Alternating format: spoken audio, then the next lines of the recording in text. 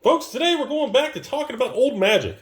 Rudy's all-time fave? No, we're not going to open the box. We're not cracking boxes. You guys know I'll twitch if I do that. So go ahead and thumbs the video down and be like, Rudy, I'm thumbing down every video until you crack boxes. Well, you're going to be thumbing a lot of stuff down, my friend. And we've got old unlimited cards. And we got a nice letter that, before we read the letter, there's one letter in every box on the graph paper. So my OCD is like freaking out right now. It's the most amazing thing I've ever seen from Tim, the king of all Timmies. Rudy, been watching your videos for the past few years and I like what I see. Thanks, man. I appreciate the support. Remember, every view gets me 1/10 of 1 penny. I really appreciate you funding the Rudy Cardboard Empire. You're a good dude. Whoa. Okay, maybe you don't watch my videos. That's not true. And I enjoy the humor and the truth you speak. I lie on almost every video. Don't forget that. And it can be proven by Googling my name on the internet. I purchased these cards in box in the last 2-3 years based on your videos. I'm not a financial, I'm a Taco Timmy basement, but I'm glad it worked out good for you. Getting into TCG investing, dangerous place. With this sale, I'll be quadrupling my money. And I'm looking to put some of this into select stocks and into flesh and blood. Whoa! He said flesh and blood. Crap. Look at the thumbs down, folks. It's going crazy. Where are we at? Thanks for working with me on this transaction. I know these cards are going to go to a good home. Keep the good work. Thanks, Tim. Dude, love your handwriting. So essentially, this guy has been watching the videos in the last 2, 3, 4 years. Bought some really cool unlimited cards. Got unlimited duels over here. Almost a full set of 10. I think we got, what, 9? 3, 6. Yeah, we got 9. So we're missing 1. And we got a nice box of Weatherlight. He said he 4x'd his money, so I believe him. If he bought these, in 2017, 2018, it's 2021. Yeah, he probably paid, I would say, $400 for this. And I paid almost $2,000. And I don't know what he paid for these, but clearly 4 times. That's incredibly good profit. And again, as always, folks, everything you see in this video is not for sale. Rudy only pumps, but I do not dump unless it's your stepmom. Okay, sorry, I do not dump. But if you want to sell any old cards, you want to be on the channel, AlphainvestmentsLLC at gmail.com. Always send the old PP, which is pictures and prices of your cards. Nothing inappropriate, please. That's creepy. Pictures and prices only, please. And yeah, still paying on average, between 60 to 69% giggity. Cents on the dollar, which is essentially what the average buy list is of ABU games and Star City, and of course I pay your shipping and all that fun stuff. Let's talk about that. I had to always plug myself, because remember, this video is sponsored by these nuts. And hey, nah, I'm kidding. Have fun, folks. Live a little. Nah, but serious. Okay, what do I think is going on, Rudy? You're clearly still buying cards because you give everyone 1 penny on the dollar. You clearly still must feel bullish about vintage magic and reserve list magic and sealed boxes. You are correct. Even old products, even if you got a little tear in the wrapperoo, it's not full premium price. Even if it's a little rougher, like this box, a little rougher condition, little tears in the seams. We do have the infamous, barcode on the side from Weatherlight, very common.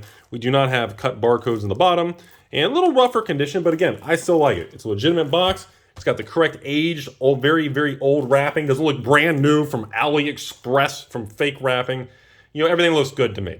Yes, I know, make fun of me all you want. Make fun of me all you want. Rudy pumps and dumps. Only with your ex. I still think these boxes have tremendous room to run.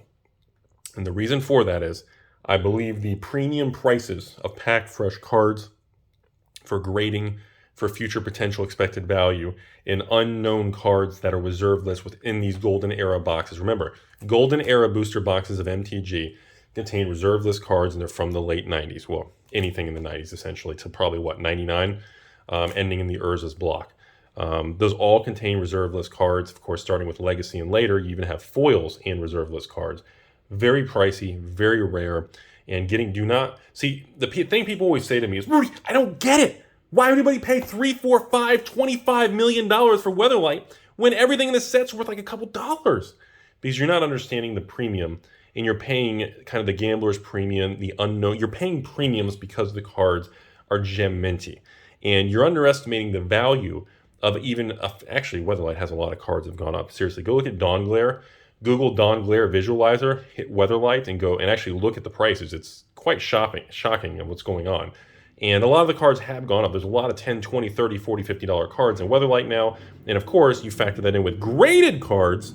And then if you take a pack fresh box, you actually grade the cards, and of course there's a new thing where a lot of people are talking about cracking the boxes and not grading the cards and not even cracking the booster packs. You literally crack the box and send all 36 packs off the PSA in their new fancy graded plastic slabs of sealed booster packs. And people are selling individual, dude, I know one individual has an LGS who literally cracked his Tempest, his Stronghold, his Weatherlight, and his Exodus, sent all 36 packs of each box off for grading, and he sells individual Weatherlight packs for $150 a pack in a PSA graded slab, and most of his packs are PSA 9 and 10 because they're pack fresh.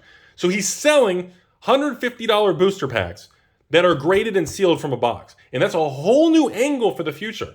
And I'm telling you all, God help the market if all of a sudden box breaks and vintage magic become a bigger and bigger thing, because I love it when YouTube channels, other channels, people outside the industry want to start doing box breaks of old magic, you know, where everybody buys like one pack for $200 a piece and they crack the whole box on camera. I love it.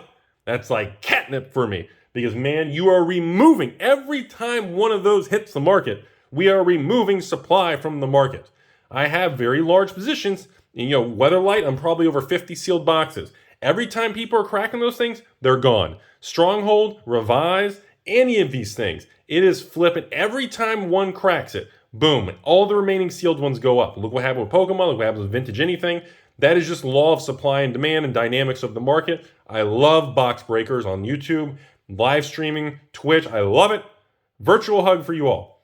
Sorry, I will not be doing that on my channel. Maybe in the future when I kind of start to slow down in a few years and do that kind of thing instead of dealing with new products. Actually, just kind of sell old stuff. That'd be a lot of fun. Like in the future, convert the channel to just kind of like, we do like a vintage box break like once a week or once a month. And like every patron does like one pack or something, and we all do that like the other channels. That'd be really fun to maybe break that up, and maybe in the future, who knows? Who knows? I'm just being silly, but all right, let's talk about more important things. Unlimited dual lands.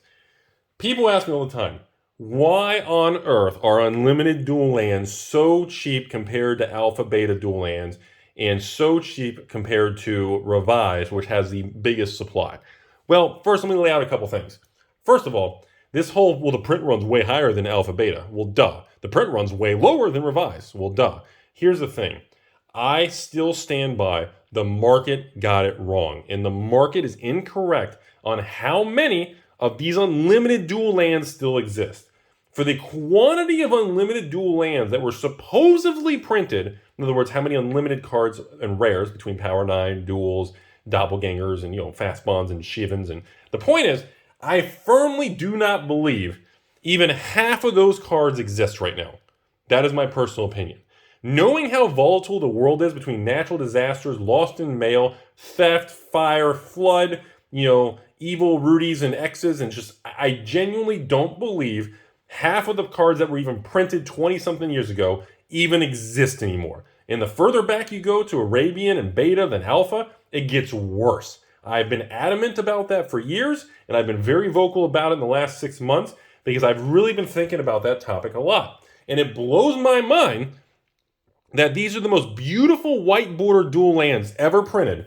Revised, they're great and all, but they don't have that beautiful crispiness color. They just, I mean, these have a very bold, beautiful look.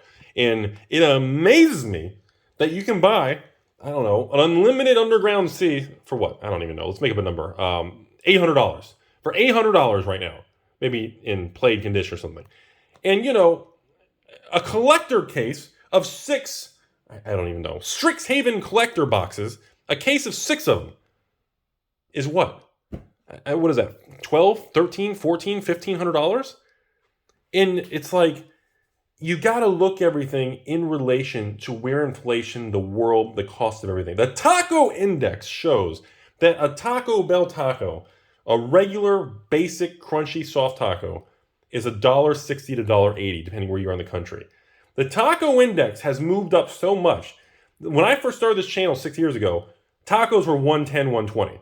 So inflation on the taco index has moved 30 to 50%, depending where you are in the country. Just inflation adjustment, folks.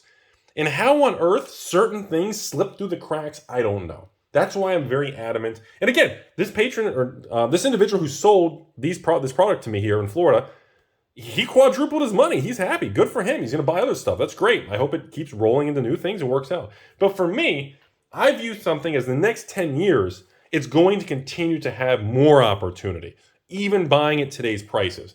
That's kind of the joke on the internet, folks. I know we're like 10 minutes in, so nobody's watching anymore. The joke on the internet is, you know, the market has maxed out and we've hit the bubble when Rudy stops buying. That's always the joke. Everyone's like, is Rudy still buying old cards?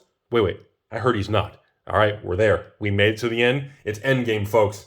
Yeah, it's really funny. I don't know. I like the memes. I like to have fun. If you can't have fun with this stuff, what's the point? You gotta enjoy it, man. You only live once. You gotta enjoy the ride, folks. It's what makes you feel alive. Anyways, so that's my comment on Unlimited. That's what people say that to me all the time. Rudy, is it true that most of your Power 9 is actually unlimited versus Alpha Beta? Damn right, 100% true. Over 20 Unlimited Lotuses and about 20 of each piece of power in Unlimited. I love it. I love Unlimited. It's the only white bordered Power 9 that exists. You have Alpha Beta, Collector's Edition, and Ice editions. You have 4 versions of the black bordered. Again, the black border looks beautiful. Don't let me discourage that. It is the king. But there's something to be said about only one printing of Power 9 in these particular cards. And I'm always passionate about that. I couldn't believe for the longest time, like even now, you can buy Unlimited Moxins for like $3-4 grand. And I know people are like, Rudy's just $3-4 grand. That's expensive. Is it? That's the thing. Look at the taco index. Look at inflation. What's $3-4 grand buy you? 1 pallet of lumber? I mean, you got to look at the overall market conditions. And you got to compare it all together as a sum. You can't just take one thing out of context.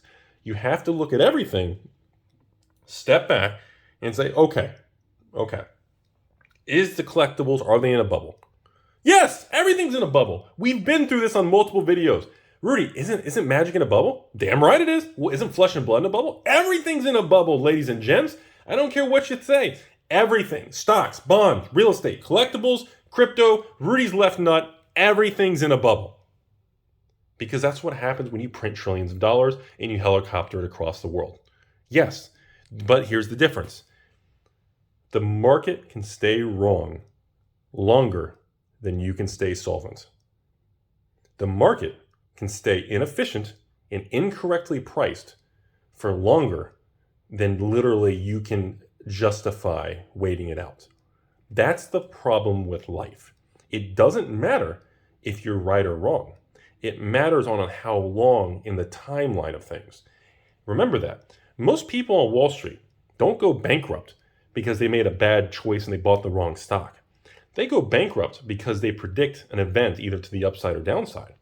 And most of the time they're right. But almost every time they're wrong on the timing of when that event triggers. And that's what bankrupts people. It's not about being right or wrong in things going up or down. It's about timing. And focusing on timing is the difference between the amateurs and professionals. That's why most people lose money in betting on options on Wall Street. It's not because they're right or wrong. It's because they can't get the timing correct. And that's something that people don't discuss.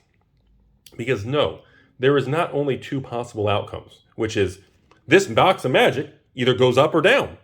You're incorrect. There are 3 possible outcomes. The box of magic goes up, the box of magic goes down, or the box of magic does absolutely nothing and trends sideways. Trending sideways and doing nothing actually also bankrupts a lot of people because of leverage and cost of capital and borrowing, and they're burning the clock. Every time the sun comes up, it costs them money, it costs them leverage, and it costs them interest. And the bank's the one that really makes out. You have to understand the concept of all this. And when you do, you will realize, once again, you have to be a very level-headed individual. And I hope you guys learned something today. Giggity!